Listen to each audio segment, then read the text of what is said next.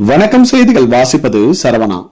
ஆம்பூர் அருகே இருசக்கர வாகனத்தில் உரிய அனுமதியின்றி கொண்டு செல்லப்பட்ட 64,270 ரூபாய் பறிமுதல். தமிழகத்தில் தேர்தல் விதிமுறைகள் அமலுக்கு வந்ததை தொடர்ந்து திருப்பத்தூர் மாவட்டத்தில் அரசியல் கட்சியினர் பொதுமக்களுக்கு பணம் மற்றும் பரிசு பொருட்களை தடுக்க தேர்தல் பறக்கும் படையினர் தீவிர ரோந்து பணியில் ஈடுபட்டு வரும் நிலையில் ஆம்பூர் அடுத்த கரும்பூர் கூட்டுறவு சாலையில் இன்று காலை ஆம்பூர் தேர்தல் பறக்கும் படை அலுவலர் சீனிவாசன் தலைமையிலான அதிகாரிகள் வாகன சோதனையில் ஈடுபட்டிருந்த போது அவ்வழியாக சுட்டகுண்டா பகுதியை சேர்ந்த நிழல்குமார் என்பவரின் இருசக்கர வாகனத்தை பறக்கும் படை அதிகாரிகள் சோதனை செய்த போது இருசக்கர வாகனத்தில் உரிய ஆவணங்களின்றி கொண்டு சென்ற 64,270 ரூபாய் தேர்தல் பறக்கும் படையினர் பறிமுதல் செய்து ஆம்பூர் வட்டாட்சியர் அலுவலகத்தில் ஆம்பூர் சட்டமன்ற தொகுதி தேர்தல் அலுவலர் பூஷ்ணகுமாரிடம் ஒப்படைத்தனர்.